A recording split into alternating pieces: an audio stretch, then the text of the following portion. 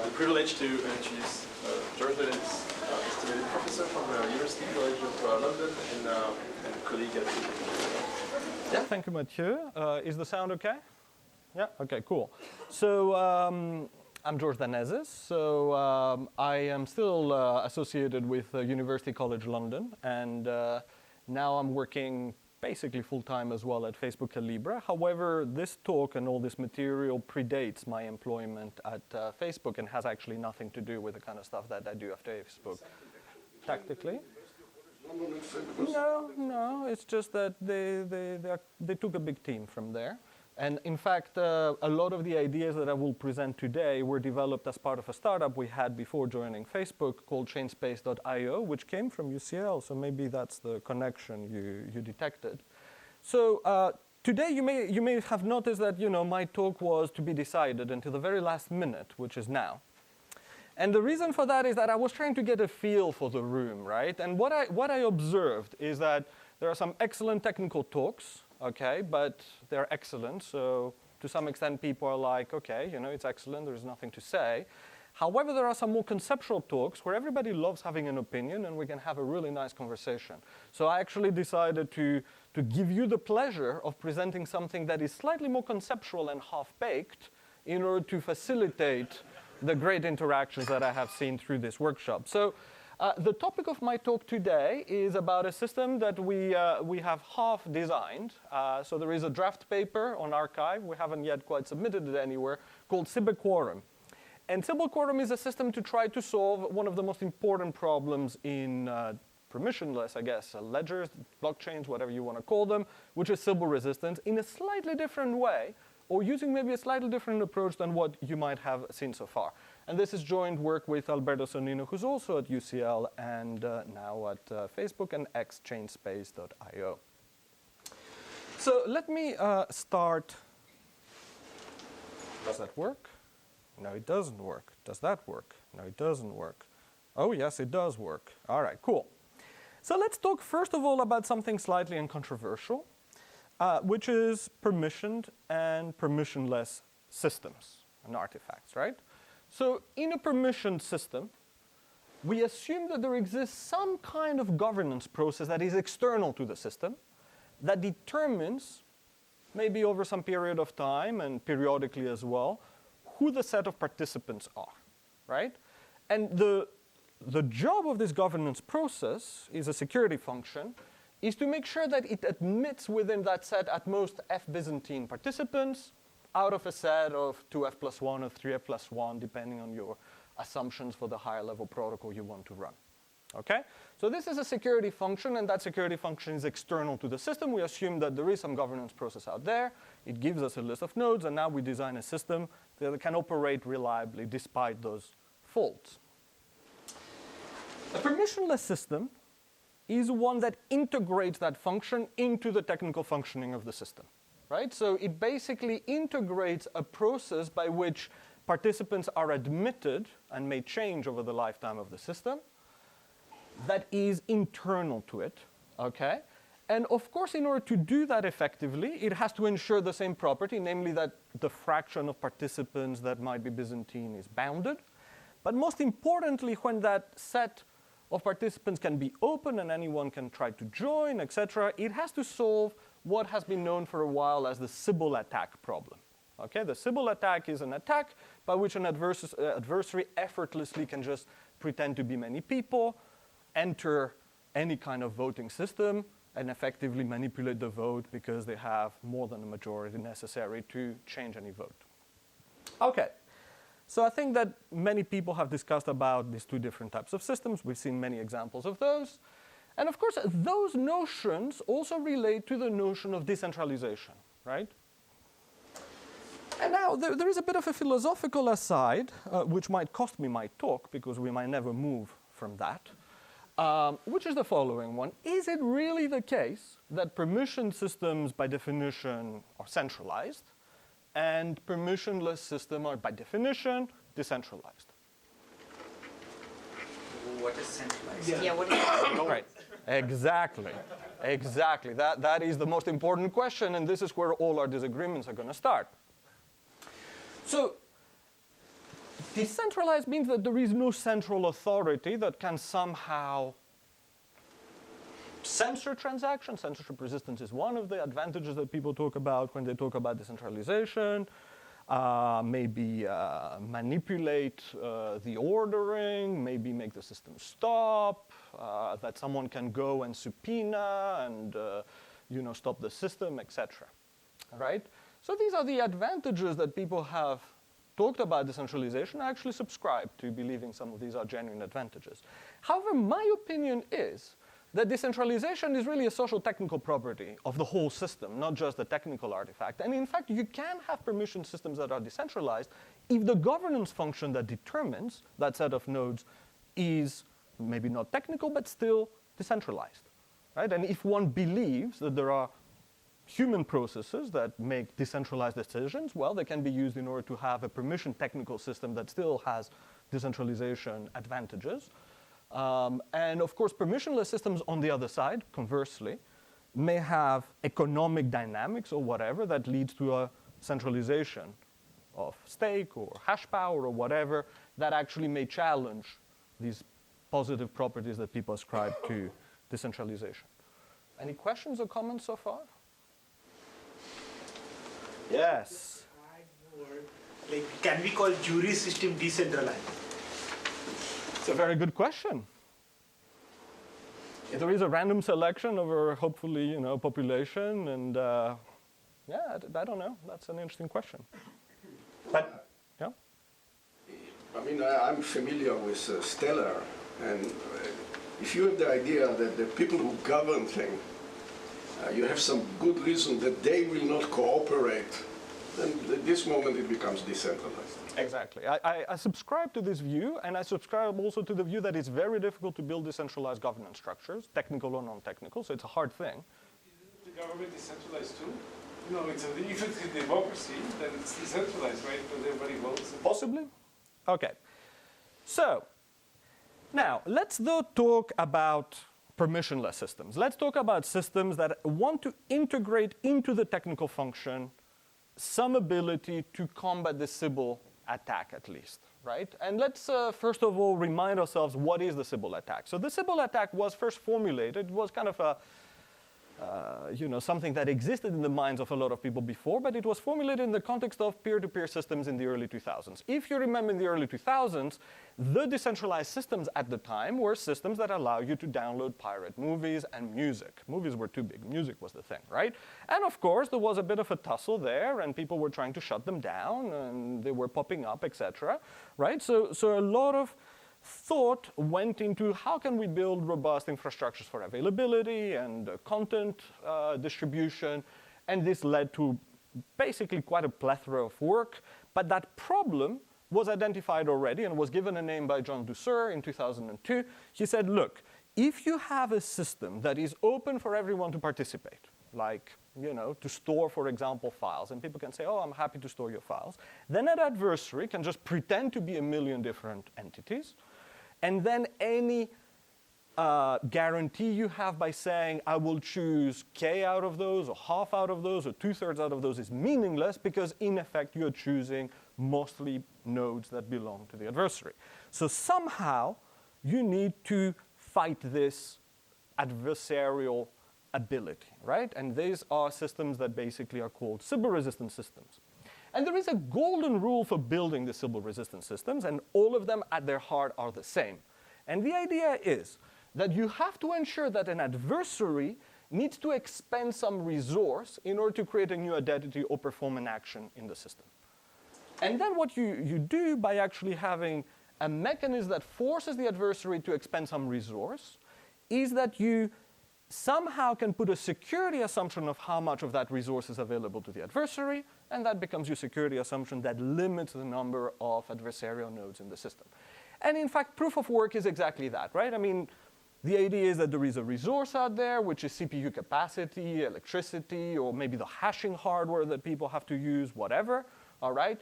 The assumption is that the adversary can control more, at most 50% of that and no more, and basically Nakamoto consensus as a result can be seen as embodying a Sybil resistance mechanism. Proof of stake is another example of that, right? I mean, there is a resource, which is the opportunity cost of some locked money, or maybe the future returns on that money if you act maliciously and bring down the value of the coins. Some systems actually even go as far as saying you burn the money. There is a proof of burn. So, there is this resource that you burn in order to participate in the consensus in the system. And it's a resource that is expensive to acquire. So the security assumption is the adversary can only have a certain amount. And there are many proof of X systems, space, memory, whatever, okay? And if you think about it, admission control is also, if it is done in a kind of decentralized way or in an open governance way, forcing you to expend some resources, you have to kind of beg the authority that allows you to get into the consensus appropriately or have some particular attribute. So Brian Ford, for example, said, why not have proof of personhood? So I have an attribute, I'm George, I expend that in order to be part of the system, I cannot do it again. Or expend some effort to go through some governance hoops. So at the end of the day, there always is some kind of resource that you need to spend in order to create an identity or an action in order to have Sybil resistance. Any questions? I'm a big beg authority doesn't seem quite right. It takes effort to beg at the sovereign. I can tell you that. You have to get someone to give you some coins. And Sure. it doesn't work. You have to get someone to sell you Yeah. mining hardware. But that's not. I wouldn't. The same as begging. Yeah. I'm sorry. It's not the same as begging. Yeah. Well, no, it's not the same as an authority. Sure. No, I'm saying that, in terms of more centralized, like permission systems, you can also have a continuum, if you want, of to what extent you require a resource in order to allow people in, right? Even when it is external to the system. That's all I'm saying. It's not very controversial. All right. So, back in 2009, people looked at different ways of doing Sybil defenses. And ideas around proof of work actually were developed around then and all that stuff, and ideas around stake actually was not such a big idea. But one line of work, which is totally historical, and I worked on that back in 2009 with Pratik Mittal, was to say the following. A lot of the resources that you could require people to expend in order to fight Sybil resistance are not resources we really like, right? Because they either force you to do a lot of computation, they either allow you to spend money to acquire stake, whatever. We didn't really like a lot of these things. And we said, but one type of resource that maybe is plentiful but difficult to acquire, but even poor people may be able to acquire or whatever, is basically the fact that we have social relationships of trust that are developed externally from the system, right? Can we leverage those as the constrained resource in order to bootstrap Sybil resistance from those, okay? And there was a line of work looking at this, and the idea here is that the resource is the investment in time, effort, and resources to create social ties, okay? Can we consider that a resource? So we proposed systems back then, and one of them that I will use as an example here, any of them for the purpose of this presentation would work, is called Sybil Infer. And the idea was the following. Imagine we have a social network of honest nodes, okay? So these are people who interact with each other, know each other, trust each other, and we'll come back to this notion of trust as part of normal life, and somehow they're happy to attest to that, right? That they know each other and they trust each other, so we can observe that social network. And imagine now that we have an adversary that is creating a number of synthetic nodes. These are the nodes that are part of the Sybil attack. Well, unless they really expend a lot of resources, but now in a more immaterial way, they would find it hard to create social ties with a very large number of nodes here, right? You have to hang out and have dinners with people, hang out in bars and go to, their weddings and all that stuff. That's the idea, at least, right? So what we will observe is, in effect, that assumption one, security assumption one, we will have a relatively dense network of natural, real social ties amongst honest users that are real people. But we will have a relatively narrow or sparse set of social ties between honest users and fake users. And the reason for that is that these people cannot afford, they all belong to one entity, and that entity cannot really expend the social capital to create that many ties between those regions. Okay? And these are really the two security assumptions underlying that work. So we have a dense, honest network, and we have few links between honest nodes and dishonest nodes. And all those Sybil resistance mechanisms operate roughly similarly. They say, well, look, what we're going to do is we're going to have each of these nodes running effectively a loose community detection algorithm. And that loose community detection algorithm will say, well, these green people, if I am one of these green nodes, are closer to me socially, so I kind of trust more that they are nodes that are not Sybils. And those red ones, less so, because they are mostly in a disconnected community from me.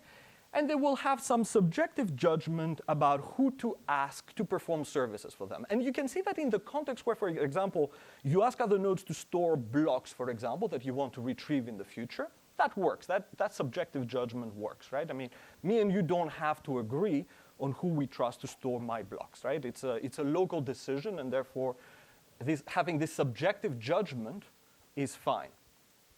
Okay? Any questions so far? Yes? Decide whom to judge, whom to trust? I mean, are you just taking by like, I know someone, so I believe that should be in my trust network? Yes. So at the time, in a state of naivety that we were when we were young, we're like, yeah, you know, we will just ask people, like, who are your friends? Who would you be happy to be part of that network, etc. And, you know, people make local judgments and we bootstrap. As I will discuss in a second, this was a bit naive, and we will come back to that. Yeah? But that also means that the distinction between the malicious and the honest is very loose here. Because now it comes between the human judgment. Humans, on the basis of favoritism, they can themselves be malicious. An honest person can tell malicious for some small amount. Absolutely. No, this is a problem, and we will come back to actually exactly this problem. And notice here, of course, that there is a bit of a value judgment, right? I mean, of course, individuals can make mistakes, and in fact, those mistakes materialize here, right? I mean, if you make a mistake, you will connect to an adversary, but of course, I mean, some of these people may also be Byzantines without doing a Sybil attack, right? So yeah, of course, we allow for some mistakes in judgment, right? But hope, a security assumption, that those are going to be fewer than the dense network of honest nodes. Yeah, and it's an assumption, and we will talk about that in a second. Here that your honest nodes don't want to be influencers. My honest nodes do not want to be influencers. Influencers in the sense of people who have this very large... Yeah, that didn't exist back in 2009, so we didn't really think about that. Instagram was not a big thing, and I mean, this is the kind of problems that have occurred since, and I will talk exactly about that. Yeah. Is there any feedback? Like, if you say that you trust someone, they might like you more afterwards. Yeah, I mean, we abstracted away all the social niceties. So for example, one of the assumptions here that this network is dense has to do with sociology, right? I mean, basically triangles are quite common in even very large networks because of obvious social dynamics and things like that. We actually considered that to be an advantage, like the fast mixing properties of social networks and all that stuff. We considered that to be an advantage, but we never really had a very good model of how that would work if, connecting to an adversary makes you more likely to connect to other adversaries or whatnot. We never really went that far. Yeah? But was the goal to distinguish good users from bad users or good users from bots? Good users from Sybil attacks. From bots? Yeah. So that's really fun task, right? Yeah, that's all you do. And this is actually based on a view of humanity which is very positive, which is that if you actually take real people, the fraction of Byzantine adversaries is not going to be a third, right? So really, it's more bad people pretending to be more people that is the source of your problem. Of course, you may have a more bleak view of humanity, and then there is no solution to this problem. Yeah. Okay, so what are the problems? I think some of you touched upon some of these problems. I mean, this form, first of all, of Sybil resistance has not really been applied to blockchains, right? So this work is actually an attempt to try to reimagine it in that context. Dalia, how much time do I have? 7 minutes, including, well, you All right, kind cool. of had Q&A. Okay, yeah, that's fine. So the first question is network quality. As you said, should we really be taking popularity graphs like in current social networks and considering that these are good graphs in order to base those kind of decisions? Probably not, right? But what are these good graphs to judge these decisions? How do we elicit them? So that's question number one. Question number 2. Okay, so let's imagine that we managed to elicit good local decisions about who trusts whom. Okay, for some reason we assume they're good. Let's assume that this Sybil detection based on social network kind of works and elicits local subjective judgments for each node about who's good. But how do we then go about aggregating all those judgments in order to actually make quorum systems that allow us to now make collective decisions? Because the problem we have when we try to achieve consensus is not just each of us individually picking a few good nodes to store our blocks or ask for service or whatever, but it is that we collectively need to agree on quorums on which we can make collective decisions and get sequencing or agreement or whatever. So how do we do that? Okay? So let's talk about the first kind of conceptual contribution of SybilQuorum. Back in 2009, when we started this line of work, we didn't have blockchains. Well, it was not a thing yet besides very small circles. Nowadays, we actually have blockchains. So can we actually leverage the fact that we have representations of value in order to elicit more truthful or more reliable judgments about who trusts whom? Okay, so can we increase the quality of the trust graph using effectively the vehicle of cryptocurrencies we have today? So we developed this very simple trust game. I don't know if you've ever been to corporate retreats where you have to fall backwards in each other's arms, right? Well, it's a variant of that on a blockchain. So the idea is the following. So we have Alice, we have Bob, okay? And the question is, what does it mean that Alice and Bob trust each other, right? And here the fundamental philosophical underpinning of this is trust means that you're ready to actually be vulnerable vis-a-vis each other. Okay? So here is the game we play in order to actually signal that to the world. The idea is that Bob puts a certain amount, let's say $10 or 10 bitcoins or whatever, on the link. And for the link to be established, Alice also has to put $10 on the link. So now that link contains $20. Okay? So they both contribute a certain amount, okay, in tokens, cryptocurrency, Bitcoin, whatever. But there is a twist. The twist is that at any point, either of them can just reclaim the whole lot. And the link is broken, and whoever basically has reclaimed it ends up with a total amount. Now, this is pretty weird, but if you think about it, if the link remains, right, it means that they both came to an agreement to put some money in order to get the benefit of actually being connected in the system and actually doing. Sorry? Or they're both bots. They're both bots. That's very real. That's a very real thing. Okay? Because they are in a position of mutual vulnerability with each other. Okay? And now remember, and to your point, there can be both bots. The Sybil defense mechanisms are not sensitive to bots creating whatever graphs in between them or users creating whatever graphs in between them. What they're sensitive about is good users connecting to bots, right? I mean, that's what they're sensitive about. So here, what you do by effectively putting yourselves in a position of vulnerability is you make it more risky if you want to create a social connection, and you also create, perversely maybe, incentives for some adversaries that are just myopic and want to just steal your money effectively to immediately take your money if that connection is not genuine or they don't have a strategic outlook to attack the system. And we'll come back to that. So effectively, that game, when you play it on a blockchain in order to create a representation of a trust network on a blockchain, effectively gives you more confidence, we argue, that this trust relationship is a genuine trust relationship. And here you can play with different variants of that, right? You can say, well, maybe the higher the value, maybe that signals something. I am not sure actually about that. Or maybe you can say we allow for asymmetric values, you know? Bob puts in 100, but Alice only puts 10. What does that mean? These are open questions. We haven't actually explored them. You're most than welcome to explore them yourselves, okay? Any comments on that? We will come back to it in a second. Yes? No? Reinvented correspondent banking and GFC-style problems when trust starts to break down. Yes, yes, absolutely. So you're right that happens at the level of institutions already. We're just popularizing these things. Yeah. All right.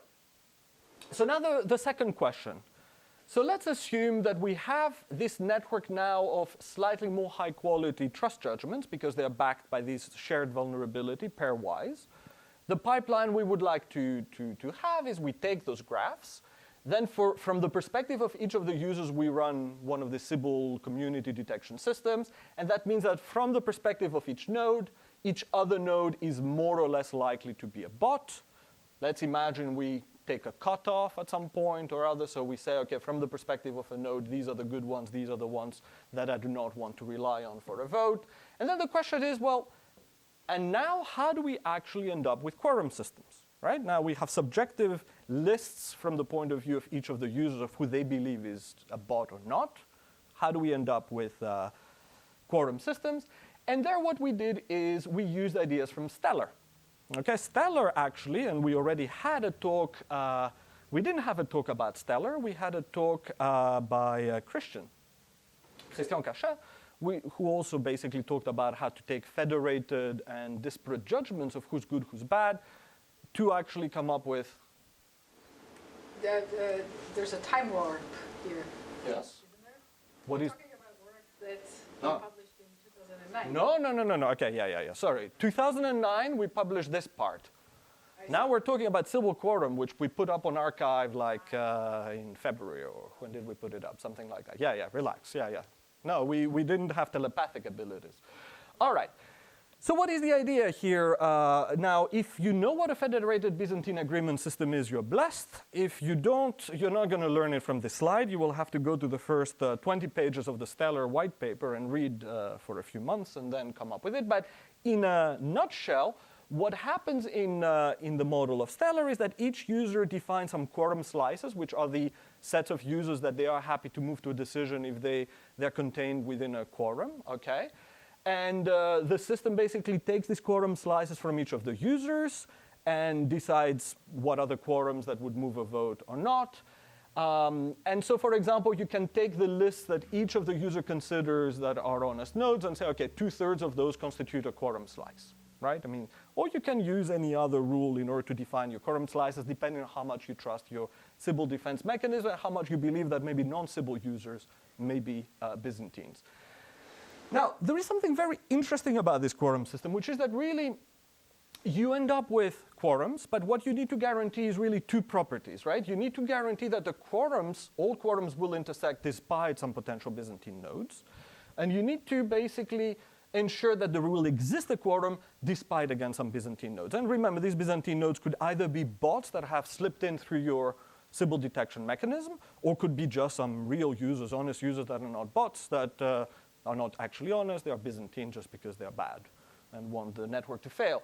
And whether you get those or not, well, I mean, good luck, right? I mean, you can basically characterize what kind of failures you get. It's less clean, of course, than saying 1/3 of the nodes, whatever, like it has a particular failure structure. But really, I mean, the only thing you can do is really pray that this thing leads to a quorum system that has these two safety and liveness properties, right? I mean, there is nothing really you can do besides saying, I can tell you who should fail in order for me to not have safety or liveness to actually guarantee anything there, okay? Now, there is also a little bit of a philosophical aside here, which is, what if you observe a social network, even after all this, and it cannot have a quorum? So this is the case where really literally, let's say, all of you are friends with each other, and all of you are friends with each other. There is absolutely no connection between the two. Well, there is no way any Sybil resistance mechanism on this side and any Sybil resistance mechanism on each other will create any quorums that intersect, right? And there really, again, like it's a philosophical question. I mean, you have two options. Option one is you fork, right? I mean, you run your own system, you run your own system. If there is no overlap in whoever you trust, there is clearly nothing you can do about it. Or, again, if you're running a real system, you should just start going to conferences and conventions and bars together and restaurants and actually get to meet each other and create links in order to actually be able to run a common system. However, there is actually a very interesting research question underlying this. What if both of you guys, who right now have no connections, are actually honest? You're all good people. It's just that you don't know each other, right? I mean, it's one island, another island. You never had the opportunity to meet. But you're good, right? You're both good, all honest, etc. Is it possible, and this is an open research question, to actually run a separate, maybe a twinned, if you want, consensus mechanism on that side and on that side? Make decisions on the basis that if the other side is dishonest, it's okay to fork, but if both sides are honest, if you do create eventually those social connections and you do decide that both sides are actually honest, to be able to merge those two different consensuses. I haven't actually seen a consensus system. But the Stellar works now that if the situation occurs, there will be a fork. And then forking is easy. What? Forking is easy. Going your separate ways is always easy. Merging is the difficult part. We all know how to fork. Yeah, yeah. Merging is the difficult one. That's the research question. Forking, we can do. Now you have 0 John left. Yeah, okay. Minus 1. Okay, cool. So there is an interesting set of questions here, and I will not go through them right now, which is this, one, just a proof-of-stake system masquerading as something else? I have some arguments here about, well, I don't quite think so, but we need to think about it more. Question two, is it actually subject to bribery attacks? Can you actually bribe people outside the system to do stuff inside the system? This is the Bono and other people's line. And then there is a question of consumer protection. Here what happens is that adversaries that just want to steal some money off you will just keep stealing the money off you. They don't care about doing a Sybil attacks. But that actually may have a beneficial effect on the system because naive nodes, nodes that easily make relationships that are not actually very high quality, will get impoverished and may not make relationships with strategically Sybil nodes. And is that actually a valid and ethical thing to base the security of a system on? This is actually quite an interesting question. But, okay, we cannot talk about Mad Max. All right, so some parting thoughts, right? Parting thought number one, is it the case that any resource we can rely on to fight Sybil attacks is for sale? Because really, this whole line of work around social networks and Sybil defenses relies on the fact that maybe social relationships are not for sale, they're not liquid. Is it the case that we can only base Sybil detection systems on things that you can buy on a market? Because that actually says something quite bleak about whether we can resist really powerful adversaries in the world. The second question is this moral question about what about naive nodes losing money? Is that something we should be worried about, or is that something we should celebrate? That's a question. And the fourth question is, here I showed you how to extract quorums from this mechanism, but can we actually do Nakamoto consensus? Can we actually just directly run lotteries using that? That's an open research question again. And that's it. Thank you. I think it's very clear why this community generally favors the asynchronous model to the synchronous model, because we can't keep time. I'll defer questions to the break or tomorrow and move to the next talk. It's the end of the day and we're late.